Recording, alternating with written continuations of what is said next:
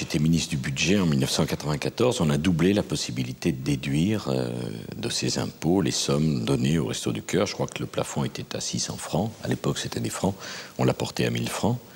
Et en 2004, ministre des Finances, j'ai relevé également le plafond de déduction.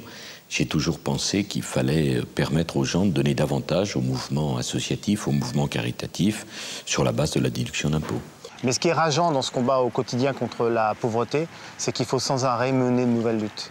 Il y a 20 ans, Coluche s'était insurgé contre le fait que des denrées européennes étaient stockées alors que ça coûtait moins cher de les donner. Aujourd'hui, il faut encore se battre pour éviter que les techniciens de Bruxelles aient une politique de boutiquier et pour les amener à avoir une vraie vision solidaire en Europe. Et aussi, il y a ce combat très difficile qu'il faut mener pour éviter de se trouver exclus des centres-villes et des quartiers. La tentation est grande par rapport à certaines municipalités ou collectivités locales de demander aux plus démunis d'aller dans les banlieues ou dans des ghettos qui un jour ne peuvent qu'exploser. Les restos ont vraiment décidé de rester proches de ces gens parce que c'est en restant vraiment proche d'eux qu'on pourra les aider au quotidien. Et dans ce combat, vraiment dans cette lutte au cœur à cœur, on a décidé de ne plus reculer d'un seul mètre.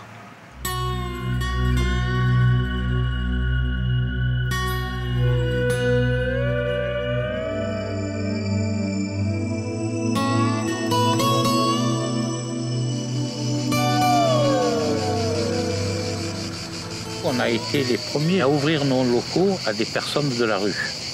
Alors c'était peut-être un peu égoïste parce que ces personnes-là nous aidaient à décharger les camions, mais on leur offrait l'hébergement et la nourriture plutôt que d'être à la rue.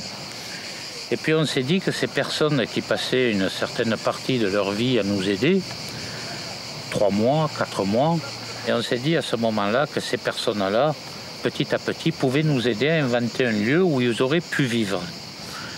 Non pas pour guérir quelque chose, mais pour au moins qu'ils souffrent moins. Avec comme objectif quand même, tu ne vas pas vivre là toute ta vie, donc il faut quand même des projets, que c'est ton projet, etc. Où j'aurais été? J'aurais fait comme pas mal de gars là, j'aurais été dans la rue. En attendant quoi?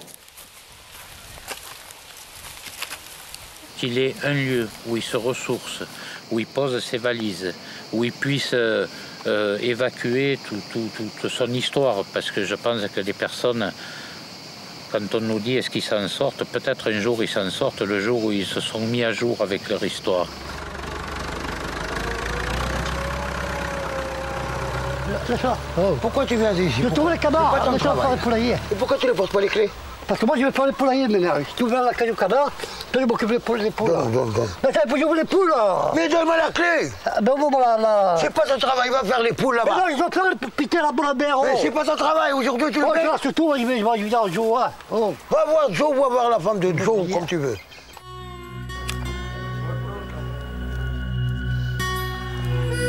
Des fois, oui. Oh, dur.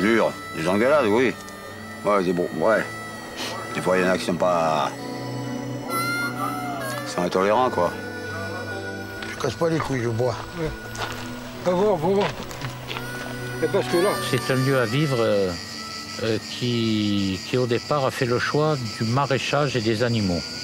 Et au fil des années, je dirais une dizaine d'années, c'est un lieu à vivre qui s'est structuré, qui s'est appelé Vogue la Galère parce que la galère, c'est un mot, enfin on a une épave échouée sur la plage, c'est pas ça, ça peut être ça, hein. Mais Vogue à la galère, c'est-à-dire qu'elle peut être remise à flot. C'est pas la tête comme lui. Si lui il est con, moi je sais pas con. Eh ben alors parce que lui il est là, je m'en fous des bêtes. Eh ben, lui il s'en fout. Et alors, et toi tu t'en fous et pas? Pourquoi il est là? Non. Eh ben alors, c'est de toi que je parle pas de l'autre. Fais ce que tu as dans ton cœur, Miloud. Ne fais pas ce que les autres ils ont dans leur cœur. Vas-y, voilà. Non. Voilà, t'as une voiture.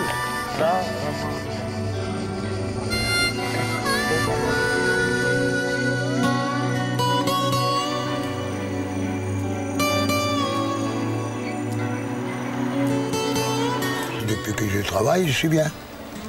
C'est que je me sens tellement bien avec les animaux.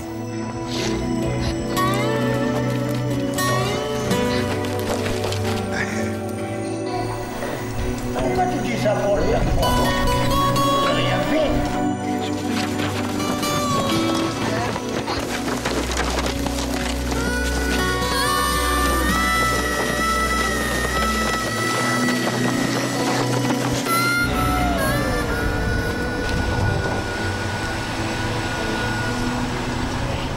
Au début, quand je viens pour donner à manger pour les canards, tout le temps, quand ils me voient de loin, ils viennent en courant, ils m'attendent à la porte. C'est comme ils sont contents parce qu'ils savent que je vais donner à manger et à boire.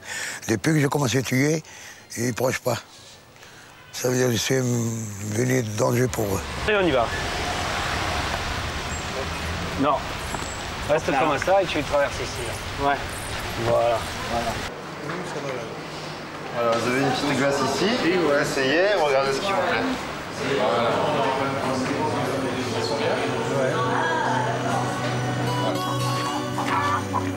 Là, enfin, vous avez entendu sûrement causer un peu. Et puis, ça marche bien. Et puis surtout, ça relance l'idée quoi, que vous aviez lancée, qu'il faut être généreux les uns avec les autres. Je ne connaissais pas la personne de Coluche, mais parce que je ne vais pas dans les spectacles, je n'ai pas le temps, je ne savais rien de ce qui faisait sa célébrité. Je ne savais rien. Et ce n'est qu'après que l'on m'a fait entendre sur quelques disques ces prestations. Et je me disais que si ma grand-mère l'avait entendu, elle aurait été épouvantée. Devinette, quel est l'endroit où les femmes sont le plus frisées? En Afrique. C'est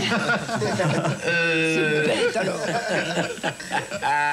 Bien sûr, il y a beaucoup de ressemblances à des initiatives comme celle-là.